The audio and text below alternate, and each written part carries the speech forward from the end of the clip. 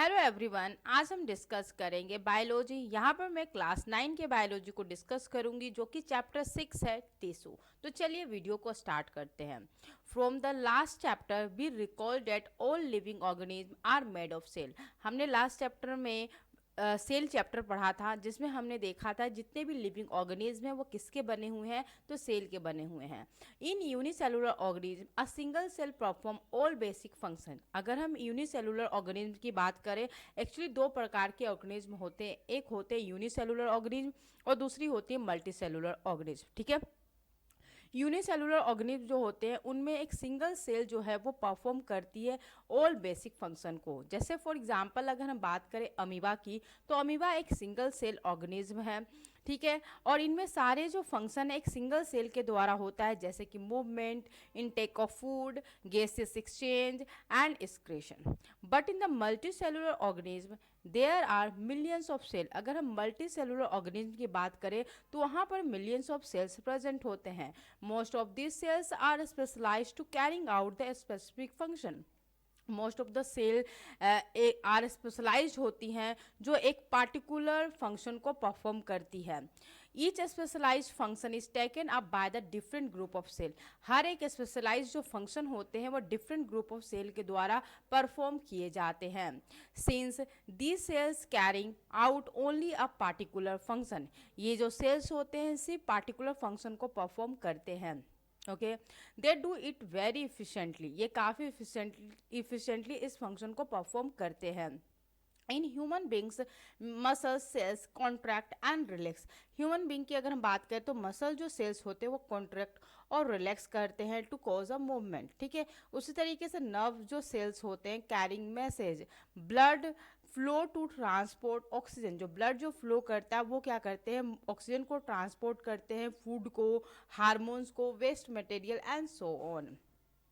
In plants, vascular tissues conduct food and water from one part of the plant to the other part। अगर हम plants की बात करें तो उसमें जो वस्कुलर टिश्यू होते हैं वो कंडक्ट करते हैं फूड को एंड वाटर को और उन्हें वन पार्ट ऑफ प्लांट से दूसरे अदर पार्ट ऑफ प्लांट्स में लेकर जाते हैं। ठीक है, so multi cellular organism so division of labour. इस वजह से जो मल्टी सेलुलर ऑर्गेनिज्म है जैसे कि प्लांट या फिर ह्यूमन बींग्स, इनमें जो काम है वो different different group of cells perform करते हैं। ठीक है, एक पार्टिकुलर ग्रुप ऑफ सेल्स जो है एक पार्टिकुलर फंक्शन को परफॉर्म करते हैं। ठीक है, cell specialized in one function are often group together in the body. मतलब जो सेल एक स्पेशलाइज्ड फंक्शन को परफॉर्म करते हैं वो सारे सेल्स का एक ग्रुप होता है हमारे बॉडी में। This means that the particular function is carrying out by the cluster of cell. मतलब हम ये कह सकते हैं कि जो पार्टिकुलर फंक्शन परफॉर्म हो रही है वो एक क्लस्टर ऑफ सेल के द्वारा परफॉर्म की जा रही है जिनकी defined place in the body, ये बॉडी के डिफाइंड जगह पर प्लेस्ड होते हैं। ठीक है, this cluster of cell called tissue. इसी क्लस्टर ऑफ सेल को हम क्या बोलते हैं, टिश्यू बोलते हैं। Is arrange and design so as to give a highest possible efficiency of function. ये इस तरीके से डिज़ाइन होते हैं कि इनकी जो इफिशियंसी होती है, हाईएस्ट पॉसिबल इफिशियंसी होती है फंक्शन करने की। ठीक है, now next, blood phloem and muscles are all example of tissue. Blood भी टिश्यू है, फ्लोएम भी टिश्यूज है, मसल्स भी टिश्यूज हैं, ये सभी एग्जाम्पल हैं टिश्यू के। A group of cell that are similar in structure. अगर हम टिश्यू का डेफिनेशन अगर हम बोले तो हम बोलेंगे group of cell that are similar in structure. इनकी जो स्ट्रक्चर होती है सिमिलर होती है और वर्क टुगेदर और एक साथ काम करते हैं और अचीव करते हैं पार्टिकुलर फंक्शन को फॉर्म अ टिश्यू। ठीक है, नाउ हम नेक्स्ट यहाँ देखेंगे, are plants and animal made of same type of tissue. क्या हमारे जो प्लांट्स हैं और एनिमल है वो एक ही तरह के टिश्यू से मिलकर बने हैं? तो देखते हैं, let us compare there structure and function. ठीक है, do plants and animal have the same structure. अगर हम प्लांट्स और एनिमल के स्ट्रक्चर की बात करें तो ऑफ कोर्स यहाँ की इनकी जो स्ट्रक्चर होती है वो सेम नहीं होती।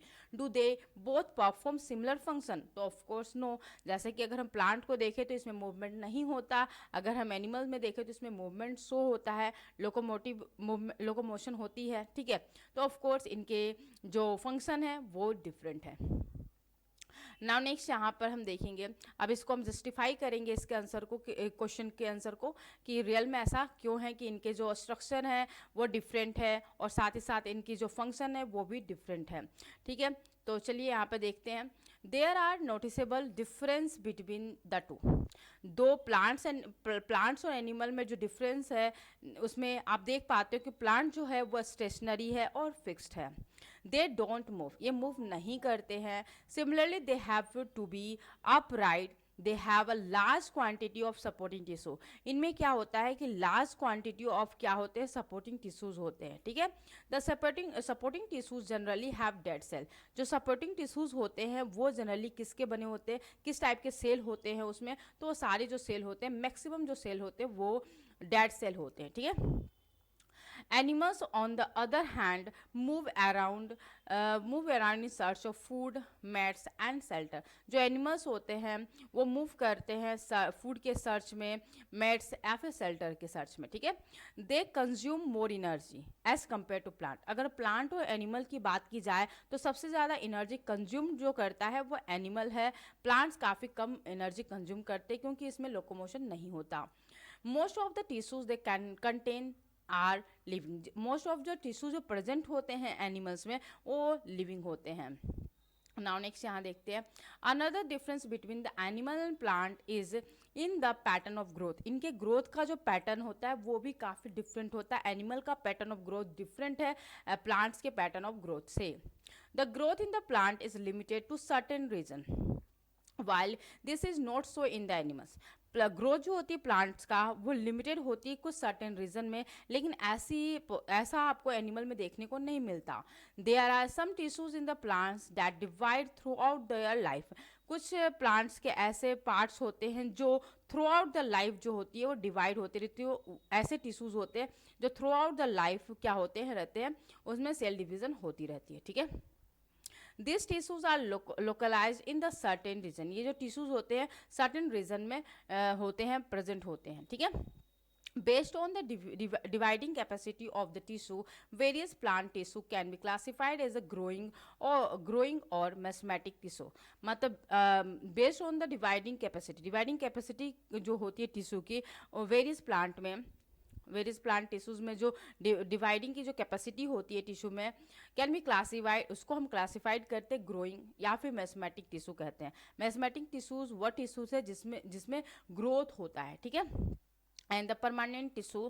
ठीक है, cell growth in animal is more uniform. अगर हम एनिमल की बात करें तो इसमें जो सेल का जो ग्रोथ होता है वो काफ़ी यूनिफॉर्म होती है। So there is no such demarcations of dividing and non-dividing region in animals। ठीक है, now next, the structure organization of the organs and the organ system is far more specialized and localized in the complex animal than even in very complex plant। अगर हम structure की भी बात करें organ की या फिर ऑर्गन सिस्टम की, वो काफ़ी ज़्यादा स्पेशलाइज होती है एंड लोकलाइज होती है इन द कॉम्प्लेक्स एनिमल में। ठीक है, कंपेरिजन टू कॉम्प्लेक्स प्लांट। ठीक है, this fundamental difference reflects the difference mode of life pursued by this two major group of organism. ठीक है, particularly in their different feeding method. इनकी जो feeding method भी है वो भी डिफरेंट है। Also they are differently adapted for a sedentary existence on one hand and active locomotion in on other hand। ठीक है, and contributing to these differences in organ system design। ठीक है, ये सारी चीज़ें जो हैं इनमें डिफरेंस जो शो कर रही है वो उनके ऑर्गन सिस्टम के जो डिज़ाइन है उनमें डिफरेंस के वजह से ये चीज़ें देखने को मिल रही है, differences. It is with reference to this complex animal and plant body that we will now talk about the concept of tissue in some detail। अब हम टिश्यूज के बारे में पढ़ेंगे कुछ डिटेल के साथ। ठीक है, तो यहाँ पर कुछ क्वेश्चन दे रखा है, व्हाट इज अ टिश्यू। ठीक है, टिश्यू क्या है, तो अभी जस्ट थोड़ी देर पहले हमने देखा था कि जो टिश्यू है वो जनरली हम इसको अगर हम एक दो लाइन में बोलना चाहें तो हम क्या बोलेंगे कि tissue is a group of cell. Tissue एक ग्रुप ऑफ सेल है that are similar in structure, जो सिमिलर होते हैं स्ट्रक्चर में, एंड आर ऑर्गेनाइज टुगेदर, एक साथ मिलकर एक पार्टिकुलर फंक्शन को परफॉर्म करते हैं, उसे हम क्या कहते हैं, टिश्यू कहते हैं। दूसरा क्वेश्चन दे रखा, what is a utility of tissue in multi cellular organism. ठीक है, तो देखो पहले हम बात करते हैं यूनिसेलुलर ऑर्गेनिज्म की। ए सिंगल सेल जो है वो परफॉर्म करते हैं सारे बेसिक फंक्शन को, जैसे कि मूवमेंट हो गया, रेस्पायरेशन होता है, एक्सक्रीशन होता है, डाइजेशन होता है, सारे फंक्शन को एक सिंगल सेल भी परफॉर्म कर सकते हैं। ठीक है, नाउ अगर हम मल्टी सेलुलर ऑर्गेनिज्म की बात करें तो सेल्स ऑफ ग्रुप्स जो है to form a tissue, group of cell मिलकर टिश्यू बनाते हैं, और ये जो टिश्यू होते हैं वो एक पार्टिकुलर फंक्शन को परफॉर्म करते हैं। ठीक है, जो बॉडी के एक डिफाइंड प्लेस पे लोकेटेड होते हैं। ठीक है, फॉर एग्जांपल अगर हम बात करें मसल सेल की, तो मसल सेल जो होता है, मस्कुलर टिश्यूज जो है उनमें मसल सेल्स प्रेजेंट होते हैं जो मूवमेंट में हेल्प करती है। उसी तरीके से जो हमारा नर्व टिश्यू है उसमें नर्व सेल्स प्रेजेंट होते हैं जो ट्रांसमिशन करती है मैसेज को ट्रांसमिट करते हैं। अगर हम बात करें तो इस हिसाब से हम देख पा रहे हैं कि सारे जो सेल्स है उनके सारे जो टिश्यूज़ है उनका एक पार्टिकुलर फंक्शन है, वो पार्टिकुलर फंक्शन को परफॉर्म करते हैं। ठीक है, this is known as a division of labour in multi cellular organism. तो हम देख पा रहे हैं कि यहाँ पर जो लेबर है उसको डिवीजन ऑफ लेबर्स है इन मल्टी सेलुलर ऑर्गेनिज्म, मतलब एक पार्टिकुलर टिश्यू के द्वारा पार्टिकुलर फंक्शन को परफॉर्म किया जा रहा है, डिफरेंट टिश्यू के द्वारा डिफरेंट फंक्शन को परफॉर्म किया जा रहा है। तो मतलब यहाँ पर काम को डिवाइड कर दिया गया है मल्टी सेलुलर ऑर्गेनिज्म में। ठीक है, ऐसा करने से हो क्या रहा है, अगर हमने मल्टी सेलुलर ऑर्गेनिज्म में अगर हमने डिवाइड कर दिया है काम को डिफरेंट ग्रुप के द्वारा पार्टिकुलर फंक्शन परफॉर्म किए जा रहे हैं, तो उससे क्या हो रही है कि जो फंक्शन परफॉर्म हो रही है वो काफ़ी इफिशिएंटली परफॉर्म हो रही है। तो यहाँ पर हम यही आंसर देंगे क्वेश्चन नंबर 2 का। नाउ आते हैं प्लांट टिश्यू में, मेस्मेटिक टिश्यू। ठीक है, इसके लिए सबसे पहले हम एक्टिविटी 6.1 करेंगे। ठीक है, टेक अ 2 ग्लास जार, जैसा कि फिगर में दिखा रखा है कि 2 ग्लास जार है, फिल देम विथ वाटर, उसको वाटर से फिल कर देना है। नाउ टेक 2 ऑनियन बल्ब, अब आपको 2 ऑनियन बल्ब्स लेने हैं, and place 1 on each jar, जैसा कि फिगर में दिखा रखा है उस तरीके से आपको दोनों ही जार में एक एक ऑनियन बल्ब को रखना है। ठीक है, observe the growth of the roots in both the bulb for few days, कुछ दिनों तक आप इसके रूट्स के ग्रोथ को देखोगे। Okay, measure the length of the root day 1 में आप उसको मेजर करो उसके रूट के लेंथ को, फिर डे 2 में मेजर करो, एंड देन फिर डे 3 में मेजर करो। ठीक है, on day 4 cut the root tips, और डे 4 में आप क्या करो, कट कर दो रूट्स को, रूट्स के जो टिप्स पार्ट है उनको कट कर दो। किसके, जार 2 के जो ऑनियन बल्ब है उनके रूट्स के टिप्स को कट कर दो। ठीक है, अराउंड 1 सेंटीमीटर आप कट कर दोगे। ठीक है, after this observation the growth of the roots in both the jar, and jar में आप ग्रोथ को आप देखोगे, जस्ट वैसे ही आप रख दोगे और फिर आप उसको ग्रोथ को देखोगे डे 4 और डे 5 तक। ठीक है, the end measure their length, और लेंथ को मेजर करोगे each day for 5 more days, 5 दिनों तक आप इसको मेजर करोगे, and record the observation in table like the table below. ठीक है, और सारे जो ऑब्जर्वेशन आप देख पा रहे हो उसके लेंथ का जो मेजरमेंट आ रहा है वो आप day 1 day 2 day 3 day 4 day 5 में उसको आप यहाँ पे फिल करो। ठीक है, okay, now next from the above observation answer the flowing question. अब आप ये जो ऑब्जर्वेशन कर रहे हो उसके बाद इन 3 क्वेश्चन का आंसर दो। पहला क्वेश्चन दे रखा है which of the 2 onions has longer roots, मतलब पूछा जा रहा है कि इन दोनों जार में 2 ऑनियंस रखे हुए हैं, तो किस ऑनियन का जो रूट्स है वो काफ़ी लंबा है। तो ऑफकोर्स जार 1 के ऑनियन का रूट्स लंबा है और जार 2 के ऑनियंस का रूट छोटा है। ऐसा क्यों, क्योंकि हमने क्या किया, डे 3 में हमने क्या किया, जार 2 के ऑनियन के रूट्स को, जो टिप रूट्स है मतलब रूट्स का जो टिप पार्ट है उसको हमने अराउंड 1 सेंटीमीटर कट कर दिया था। ठीक है, जिसके वजह से उसकी जो लेंथ है, उसकी जो लंबाई है रूट्स की वो कम है। ठीक है, नाउ नेक्स्ट क्वेश्चन नंबर 2 पूछ रखा है, do the roots continue growing even after we have removing their tips. क्या मतलब जैसे ही आपने इसके टिप्स को रिमूव किया, क्या ये ग्रो कर रहे हैं जार 2 के ओनियन के रूट से? तो ऑफ कोर्स नहीं, ठीक है। Question number 3, why would the tips stop growing in jar 2 after we cut them. जब आपने इसको कट किया जार 2 के ओनियंस के रूट्स को अराउंड 1 सेंटीमीटर, तो ये ग्रो करना क्यों स्टॉप कर दिया? देखो इसका रीज़न क्या है कि एक्चुअली यहाँ पर जो रूट है 100% जो रूट है और मैस्मेटिक टिश्यू से ही बने हैं, लेकिन इसका जो टिप वाला पार्ट होता है वो काफ़ी ज़्यादा उसमें सेल डिवीज़न होते हैं, ठीक है। जो टिप पार्ट होता है वो एक्चुअली उसमें सेल डिवीज़न होते हैं। जैसे जैसे सेल जो होती है वो पुरानी होती जाती है, वैसे वैसे उनकी जो कैरेक्टरिस्टिक्स है उनमें चेंजेज आते जाता है स्लोली स्लोली, ठीक है।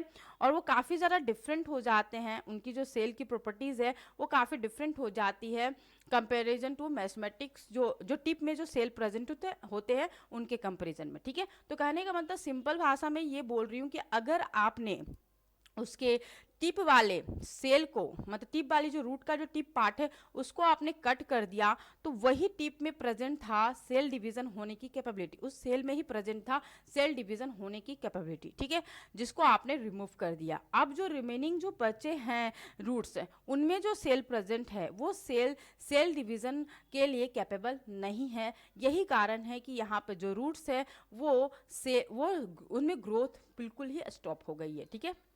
नाउ नेक्स्ट यहाँ पर देखते हैं, the growth of the plants occur only in the certain specific region. जो ग्रोथ होती है किसी प्लांट का वो ऑकर होता है only a certain specific region में ही ग्रोथ होती है। This is because the dividing tissues, क्योंकि वहाँ पर ही प्रेजेंट होता है डिवाइडिंग टिश्यूज, ठीक है, ऑल्सो नोन एज मैस्मेटिक टिश्यू। उस टाइप के टिश्यू जिसमें सेल डिवीजन परफॉर्म होते हैं उस टाइप के टिश्यू को हम क्या बोलते हैं? मैस्मेटिक टिश्यू। इस वजह से इसे ग्रोइंग टिश्यू भी कहते हैं, ठीक है। Is located only at this point, उसी पॉइंट में लोकेटेड होता है जहाँ पर ग्रोथ जरूरी होता है, उस जगह पर ही मैस्मेटिक टिश्यूज प्रेजेंट होते हैं। Depending on the region where they are present, meristematic tissues are classified as apical, lateral, intercalary and lateral, ठीक है। मतलब हमने लोकेशन के हिसाब से मैस्मेटिक टिश्यूज को 3 पार्ट में डिवाइड कर रखा, apical tissue, lateral tissue, intercalary tissue, ठीक है। New cells produced by the meristems are initially like those of meristem itself, ठीक है।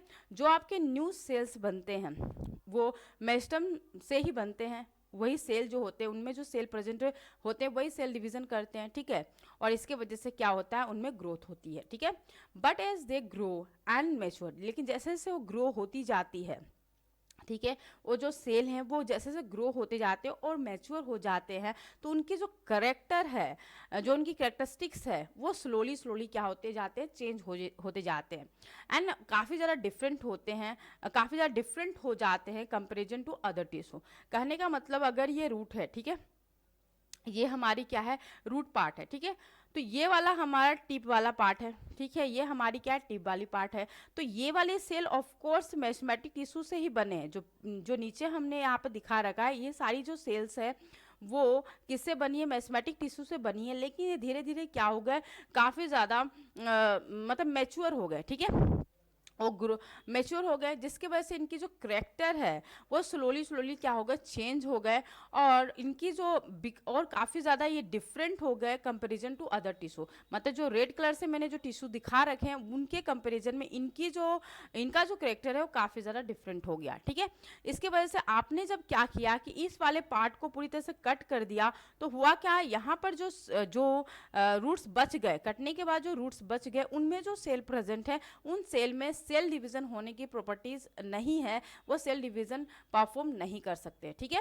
यही कारण है कि जो ओनियन जो है, सेकेंड जार में जो ओनियन है वो कट होने के बाद उसके जो टिप को जब आपने कट कर दिया उसके बाद उसमें ग्रोथ शो नहीं कर रहा है, ठीक है, क्योंकि उसमें कोई भी ऐसे सेल प्रेजेंट ही नहीं है जो सेल डिवीजन फंक्शन को परफॉर्म कर सके, ठीक है। नाउ देखो यहाँ पर हमने 3 पार्ट में डिवाइड कर दिया है लोकेशन के हिसाब से मेरिस्टेमेटिक टिश्यू को। पहला एपिकल मेरिस्टेम, दूसरा इंटरकैलरी मेरिस्टेम और थर्ड है लैटरल मेरिस्टेम। तो हम इसको बारी बारी से समझेंगे। एपिकल मेरिस्टेम जो होता है is present at the growing tip of the stem. Stem का जो ग्रोइंग टिप होता है वहाँ पे प्रेजेंट होता है एपिकल मेरिस्टेम।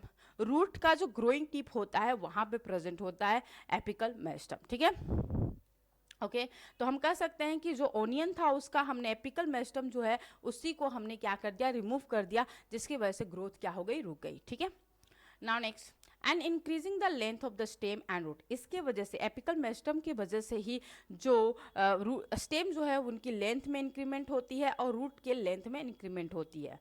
ठीक है, the girth of the stem or roots increase due to the lateral meristem। मतलब उनकी जो मोटाई है, स्टेम की मोटाई और रूट्स की मोटाई जो है वो इंक्रीज कैसे करती है, by the lateral meristem. Lateral meristem के द्वारा उनकी जो मोटाई है उनमें इंक्रीमेंट देखने को मिलता है। इंटरकैलरी मेरिस्टेम जो होता है seen in some plant in located near the node. मतलब ब्रांच और स्टेम के बीच में प्रेजेंट होता है क्या, लेटरल इंटरकैलरी मेरिस्टेम। ठीक है, इंटरकैलरी जो मेरिस्टेम होते हैं वो कहाँ पे प्रेजेंट होता है, तो स्टेम एंड ब्रांच के बीच में प्रेजेंट होता है। ठीक है, नाउ नेक्स्ट है cell of meristematic tissues are very active. जो सेल होते हैं मेरिस्टेमेटिक टिश्यूज के वो काफ़ी ज़्यादा एक्टिव होते हैं।